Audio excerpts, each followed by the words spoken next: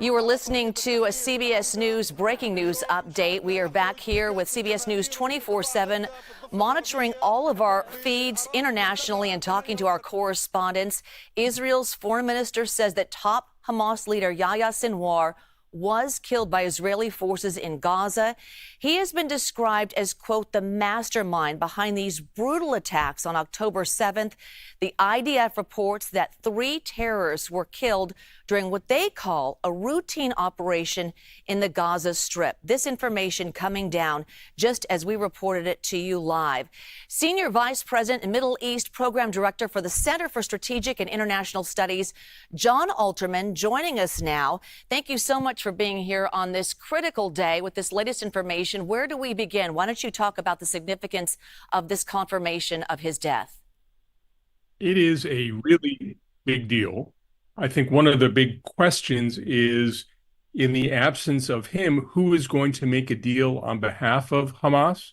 A lot of the military leadership has been killed, the political leadership with the assassination of Ismail Haniyeh in Tehran in July means it's not really clear who can act for Hamas, but I think we are in a totally different part of this conflict. In my judgment, Yahya Sinwar was never going to make a deal to stop this fighting. Now we have the prospect. But one of the other questions very important about the hostages is who actually controls all the hostages. I don't think Hamas has all of them.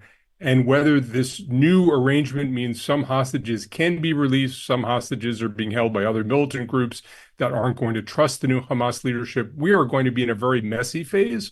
But it also seems to me clear we're entering a different phase, and a phase where we can begin to see an end to military operations in the Gaza Strip, because the Netanyahu government can say, look, we got the biggest target we were going after.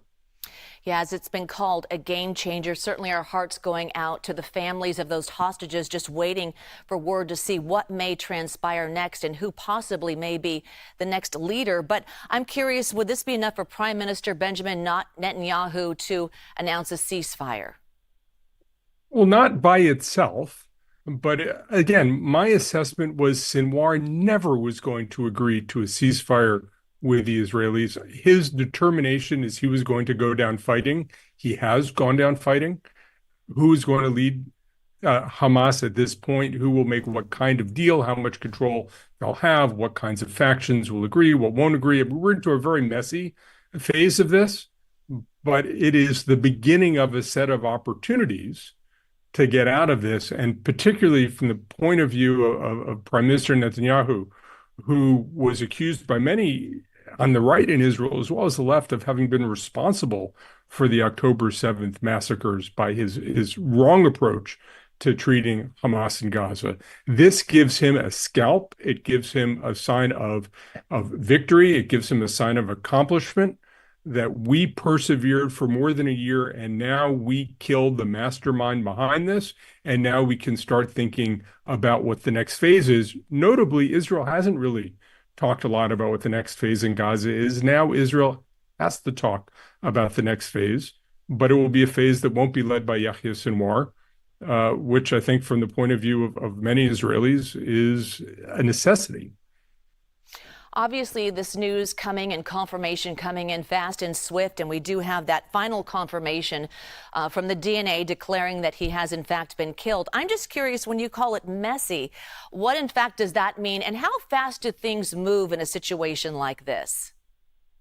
Well, you have a terrorist group that is very concerned with the possibility that Israel is monitoring all of its communications.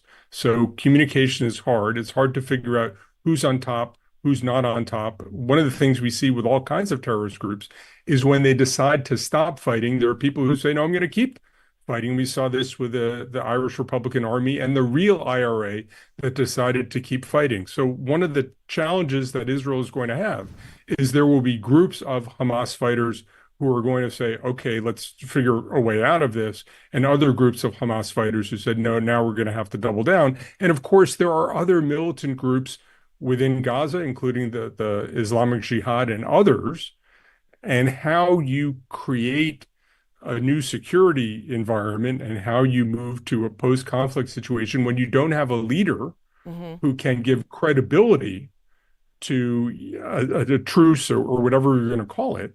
And because they can't talk easily with one another, there could be a lot of messiness for many weeks to come. All right. Appreciate your insight, and certainly developments as we speak by the minute. So we'll stand by for more information from our virtual feeds. Appreciate your insight. Thank you so much.